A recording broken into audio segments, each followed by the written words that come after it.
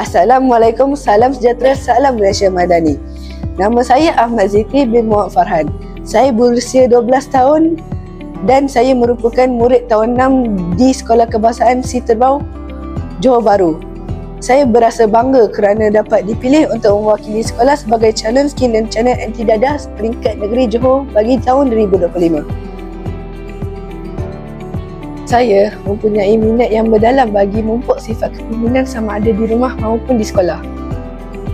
Saya yakin dan percaya bahawa program Slat J ini telah membuka peluang kepada saya untuk menjadi pemimpin yang berkebolehan dan sekaligus dapat merealisasikan sekolah anti dadah.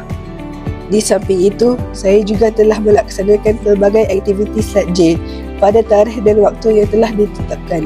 Antaranya seperti: pertama, menyampaikan mesej 5 minit anti dadah kepada semua murid. Kedua, menyertai coffee break dan pameran anti dadah. Ketiga, menjawab ujian teori PPDS secara dalam talian. Keempat, melakukan aktiviti sukarelawan dan amalan baik. Saya juga telah menghasilkan infografik Slat J tentang tak nak merokok. Merokok memberi banyak kesan buruk kepada kesihatan. Antara kesannya ialah: pertama, stroke. Stroke menyebabkan saluran darah tersumbat. Kedua, kanser paru-paru. 70 hingga 80% kematian akibat kanser paru-paru berlaku dalam kalangan perokok.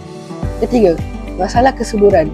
Rokok boleh merosakkan sistem pembiakan wanita dan menyukarkan wanita untuk hamil.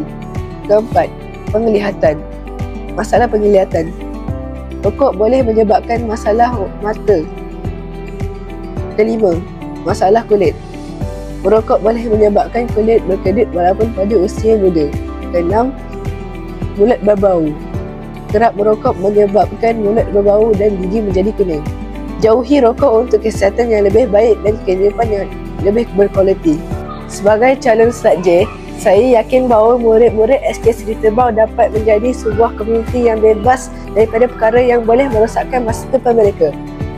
Saya berharap agar lebih banyak program seperti skim dan channel anti dadah ini yang memberi kesedaran bahawa betapa bahayanya dadah dalam kehidupan manusia. Sekian, terima kasih.